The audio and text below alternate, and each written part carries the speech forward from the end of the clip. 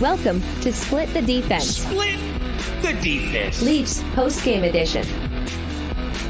Split the Defense is presented by LaForest Electrical Contractors. Professional and efficient service since 2004, serving the Kingston and surrounding areas. Alongside co-host Craig Pearce and producer Ted Evans, here's your host, Jordan Webster.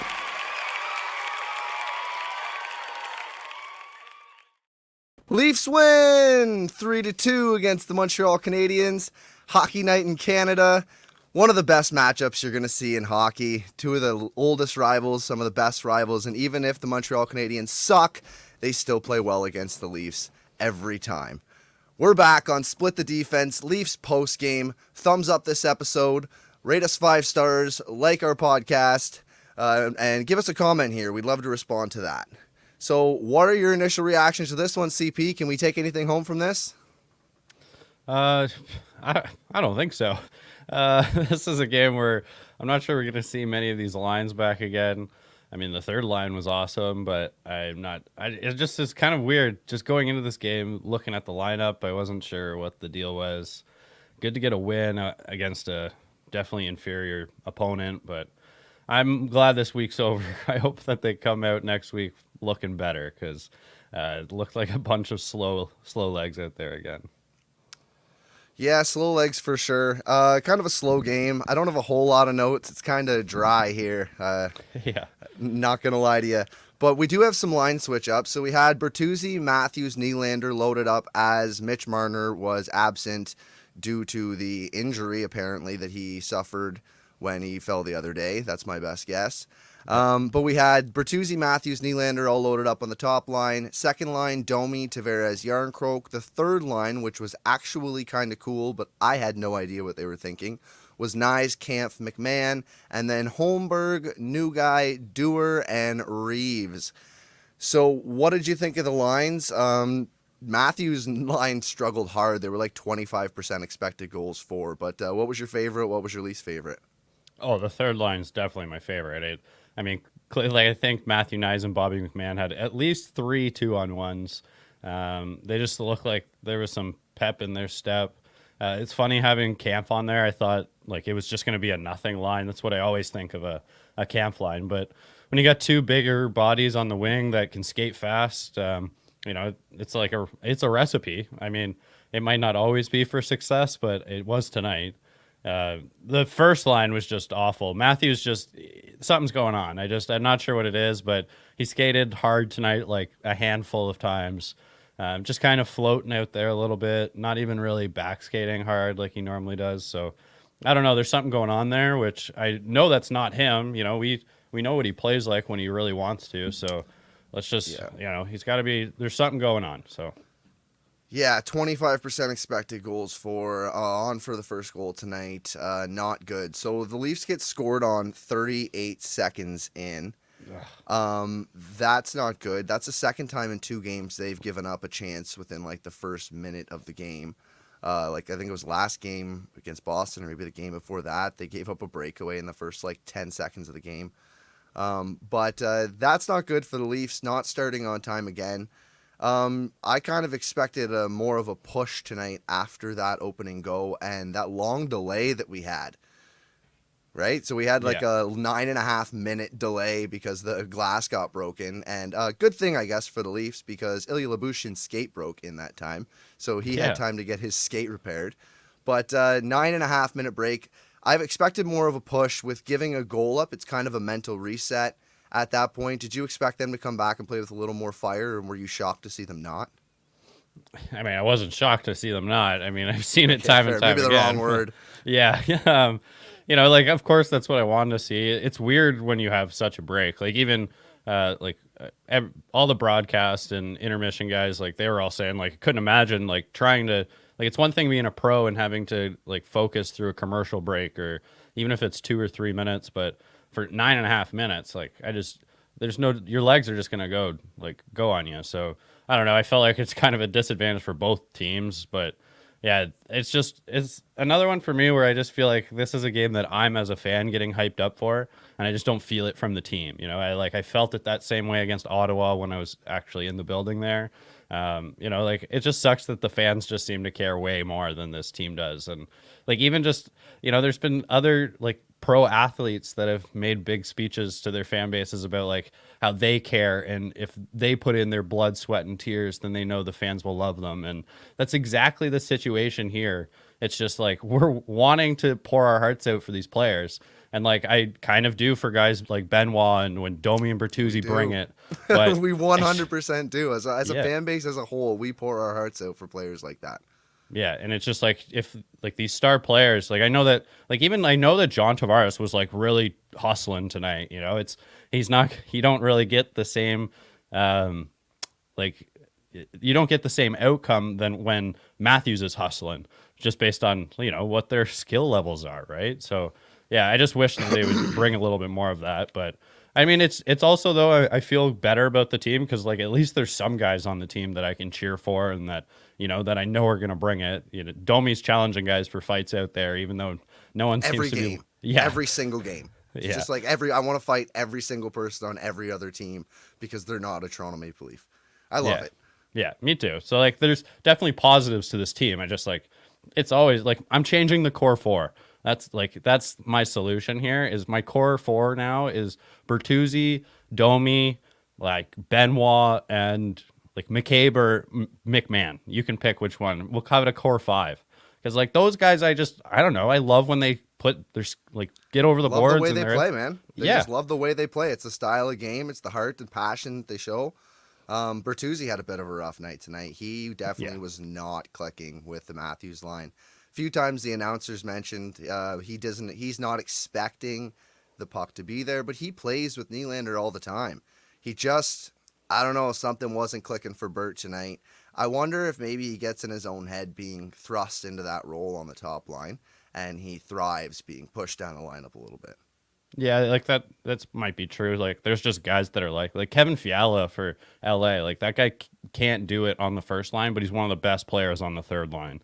So it's just it is how some guys are. And I kind of around the middle of the second, I wish that they would have thrown Tavares up and with Willie and Bertuzzi, because it was at least something that we knew worked. But I also understood just kind of just let it go, because if they're going to be bad, just let them be bad, and then you can scream at them to be better. The worst thing would be if they salvage kind of something tonight, which I think you can at least point to them and say, you guys were awful tonight. So yeah, so we don't expect to see these lines anymore going forward, right?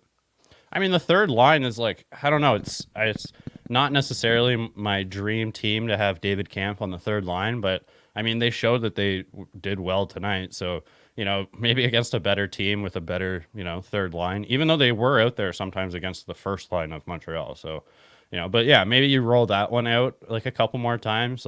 This Dewar guy, I'm not sure what the game plan is here for this guy, but I don't know if where is he going to end up? To me, I feel I would be more comfortable with him on the wing with Kampf and Holmberg.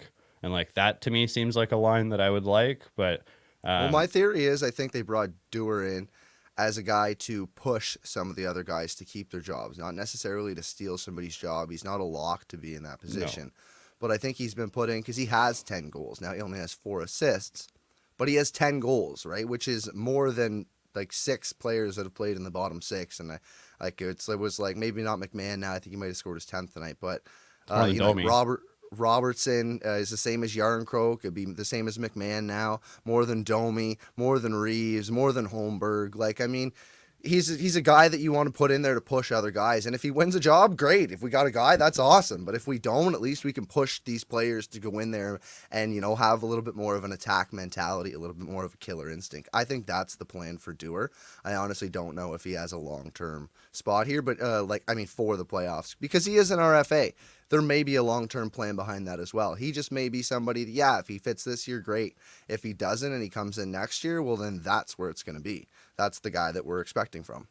He seems like a Sam Lafferty replacement, to be honest. If we could have kept Sam Lafferty this entire year, I don't think that you would be going out and getting Dewar.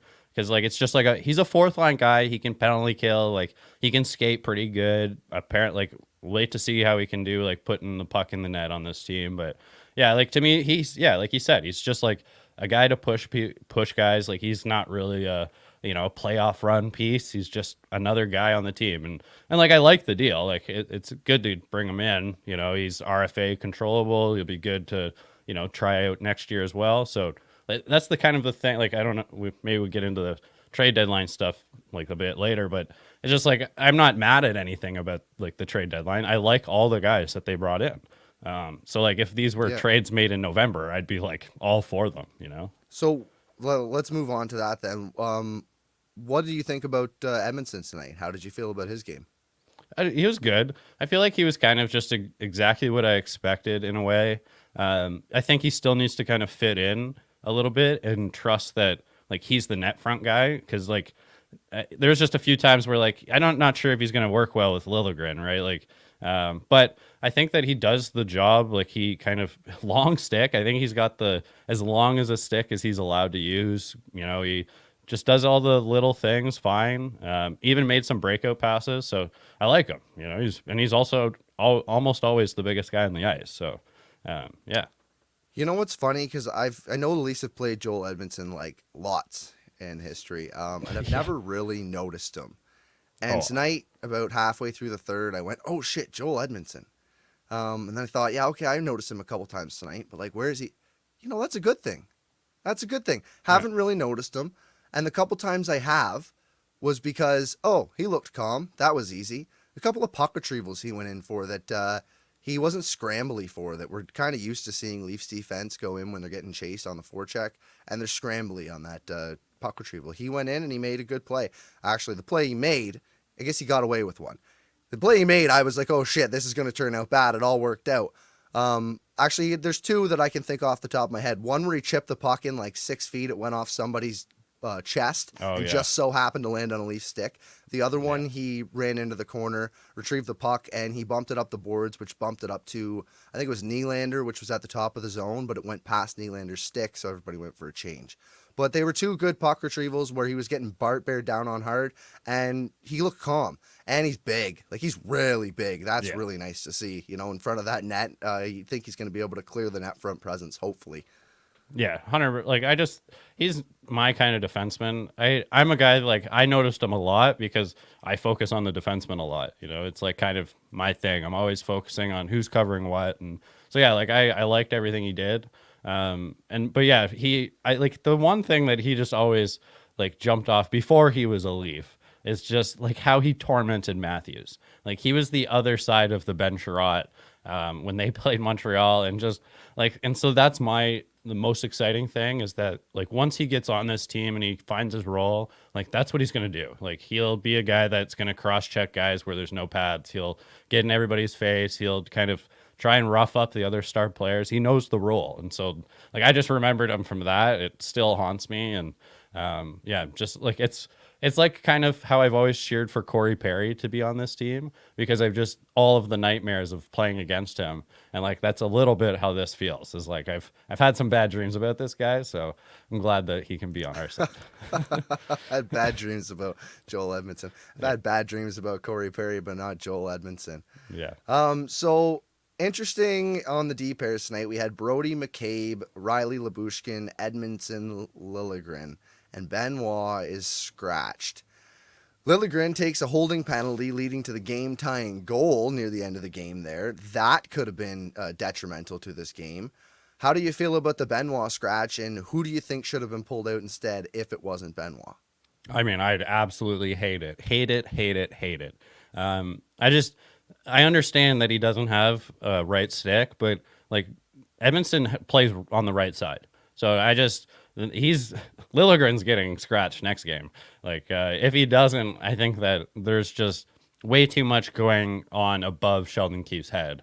And like if we know he made a speech to the media about like how it kills him to scratch this guy. So like right there, it just shows you that like he doesn't want to do it.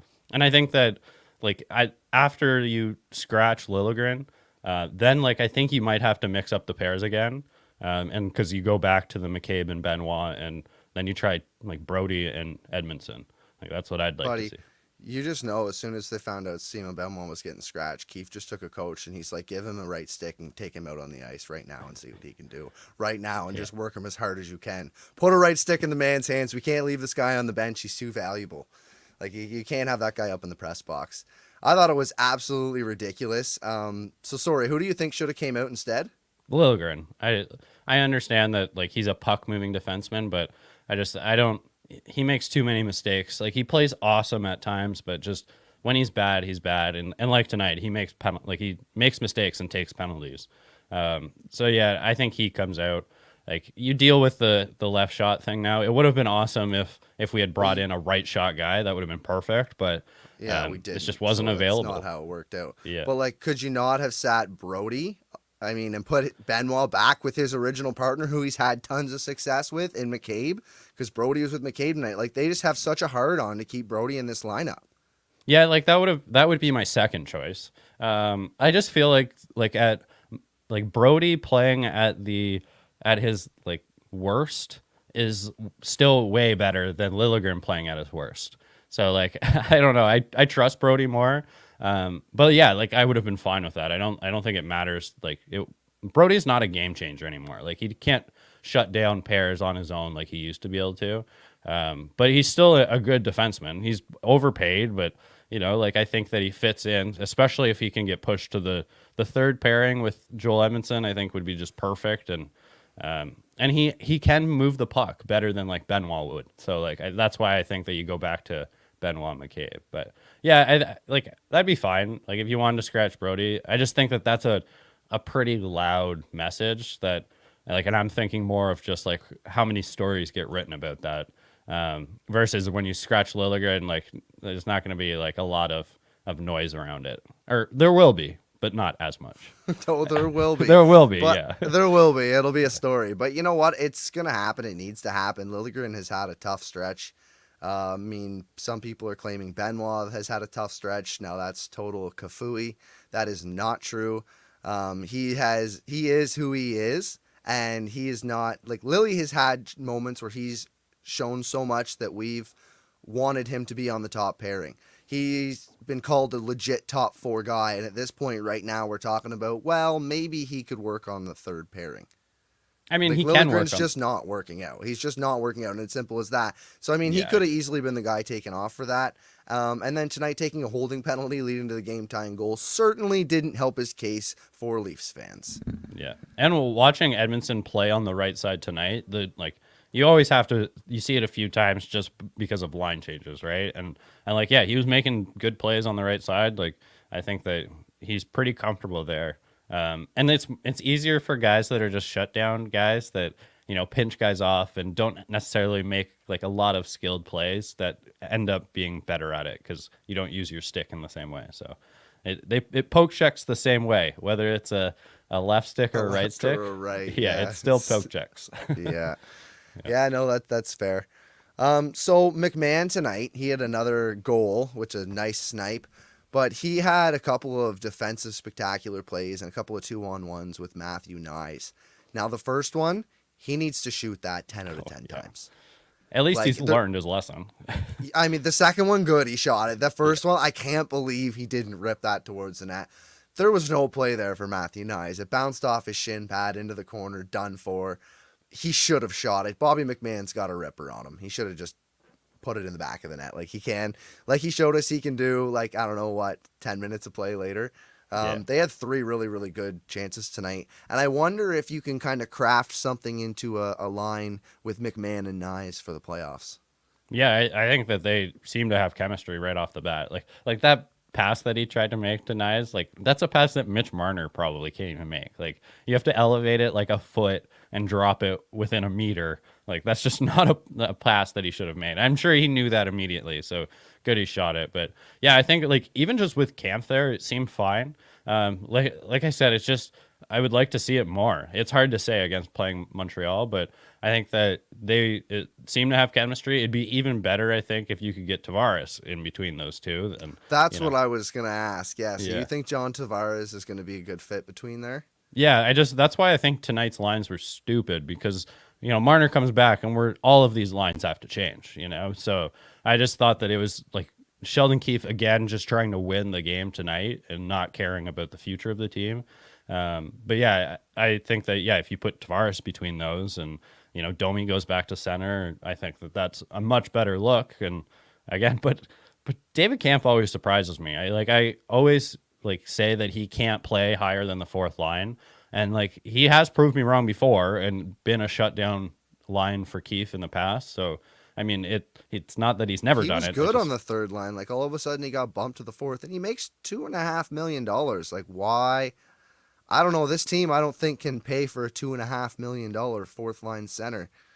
I don't know. Maybe they can with the cap going up, and I'm thinking old numbers, but I think that's a little rich for a fourth line center trying to go forward into the next year when it's going to be tight. I think you really have to look at a third line with a David Kampf on it and maybe some other shutdown type players. It's worked well in the past. Yeah, it was all just based on the situation why he got that contract, because the Leafs were going to lose all but two centermen. And so they had to overpay just because Ryan O'Reilly didn't want to be here anymore. If they had a choice, they would have given Ryan O'Reilly the Domi money and Kampf would have walked. So, that would have been ideal. Yeah, next year I think is a whole different scenario, and he probably gets traded because we're going to be in even more of a cap crunch. So, I think that he's probably not here next year, but for this year, I think that you could give him that shutdown role again, and Sheldon Keefe, would be happy. He's been just craving to have a shutdown third line forever. That's his one thing he just can't live without.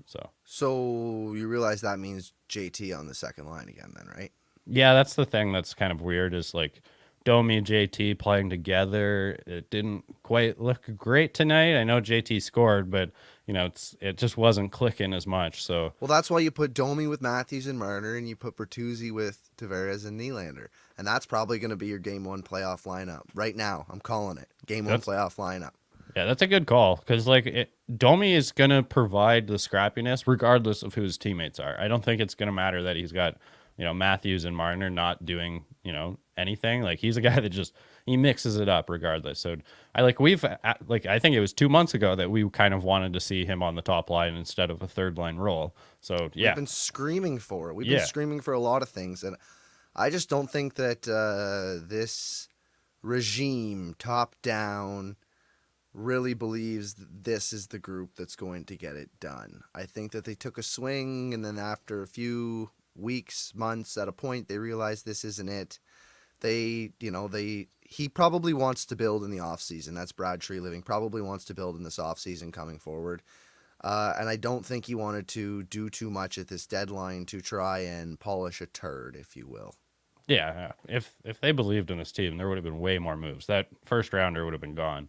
And I'm still not sure that they're going to use that pick, possibly. Which is crazy because they just had a 7-game win streak, and that's the longest since 2003 or something stupid. Yeah, but it's just larger sample size, and you look at how they've been playing previously. So, and now we're kind of right back to how they were playing before that streak.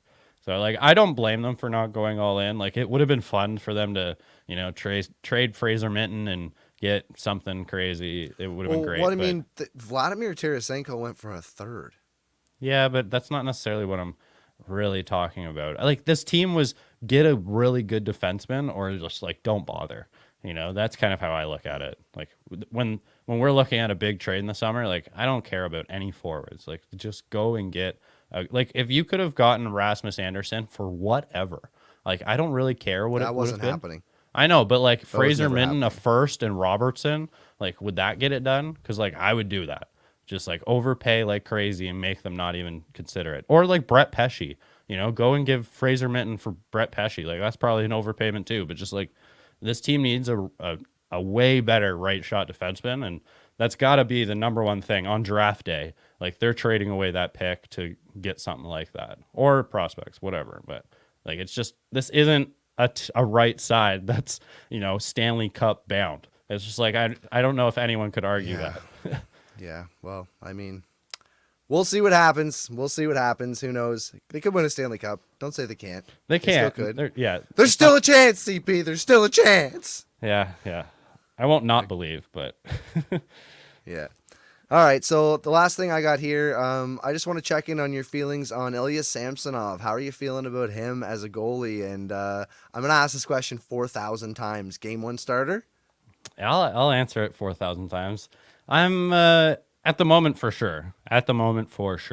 Like even tonight, like he made a bunch of really hard saves. He almost I felt like he was hurt a few times too. And to me, that's when Sammy is his best. When he is forced to dig deep, when he's ran into a couple times. I feel like he's a guy that actually focuses really well versus sometimes when he's thinking too much, that's when things go south. So yeah, he is a fighter. That's what I love about him, and he has been showing that he can still do it. So yeah, if we started tomorrow, he would be the goalie. So you think there's still time in the next, I don't know, whatever 18 games there is left for Joe Woll to win that job back? Oh yeah, because Sammy's just barely has it. Yeah, okay, I agree. We're on the same page with this. Yeah. Hate to agree too much, kind of makes for bad radio, but no, that's exactly it. I think Samsonov's kind of proven himself in the last few weeks that he can be trusted again. And Joe Woll got hurt and he came back, and he's clearly not the guy he was before, or clearly not had the luck. I don't know, what was it? But if Joe Woll can regain his form in the next several weeks, then yeah, I could see him battling for that Game 1 playoff situation. But I honestly, I could see them using both goalies in round 1. Yeah, I could see that too, for sure. And if it'd be a different story if we were talking about who would I want to be our starter next year. I'm probably gonna say Woll and just not even think about I'll it. agree with that. But yeah, but if it's about in 18 games and on the 19th one, we have to decide who the goalie is. I don't know. Yeah, it's still so close, and Sammy has the edge. So yeah, and that's an interesting thought about both goalies playing, because that's not an unusual event. I know it's not as common as goalies just going with their number one, but there's teams out there that have done that. Boston tried it. It didn't go so hot last year, but yeah, it is a way to go. And if you're that didn't work out for them. No, but yeah, if that's how you're rolling, and they had in the best goalie tandem in the league. Yeah. If the last week of the season, though, you're still going kind of 50-50, I'm not sure what the reasoning would be to not keep doing it. Yeah, they really kind of have to cement a guy, or you're going to have to... It's going to be a conversation until Game 1 of the playoffs, unless one guy takes it in the next couple of weeks and really runs with it. But honestly, I think Joe Woll's injury derailed all of that. I think that they were hoping that by now they would have had a guy that would have taken the job. And I think that they were hoping it was Joe Woll, so they don't have to pay for Ilya Samsonov next year. But I think at this point, with the injury and him having to come back and them having to kind of rehabilitate him back into the NHL, and as much as he's, not rehabilitating, he's got to get his legs back under him. He's got to get the feel back. He's got to get his groove back, that they will play a more 50-50 right up until the end, and maybe even into the playoffs if they're not sure, because, they might not be able to make a decision in the next 4 weeks or however long we got until playoffs. Yeah. And it's funny because if you swapped the guys' names and the scenarios they would be, Samsonov gets injured and Woll kind of struggled throughout the year, I think we would be hands down, it would still be Woll's net just because of who he is. I feel like Sammy just gets so much doubt because there's been so multiple times where he's, kind of been the, he's so polarizing. So if Samsonov got hurt in the time that Joe Woll got hurt and it wasn't Joe Woll just carried the whole time, there'd be no doubt in anybody's mind that Joseph Woll would be starting Game 1 of the playoffs, that Ilya Samsonov's job would be done. He would effectively be Matt Murray. Yeah. He may as well be, because he's not going to play again. Martin Jones is. If that would have happened, they probably would have tried to move him at the deadline, I think. I think it would have made more sense to just keep Martin Jones and Joe Woll. That's not what happened. We have Joe Woll now recovering, the guy that we have all the faith in, and I don't know, we've talked before, Samsonov may have a higher ceiling, but Joe Woll definitely has a higher floor. So it's probably going to be the guy who's performing the best at the time, and I hate to say it like that, but that's who's going to be starting Game 1. Anyways, you got anything else left for this game, CP? No, that's it for me. All right, well, that's a wrap for us. Thanks for tuning in. Thanks for commenting. Hit that like button on the way out. Subscribe. Please rate and review the show. You can find us on X at STDP Hockey and search for Split the Defense on all other socials. We'll be back against the Philadelphia Flyers on Tuesday. See you then. Peace. Peace. Thanks for tuning in to Split the Defense, Split the defense. Leafs Postgame Edition. Hosted by Jordan Webster, Craig Pearce, and producer Ted Evans. Split the Defense is presented by LaForest Electrical Contractors. Professional and efficient service since 2004, serving the Kingston and surrounding areas.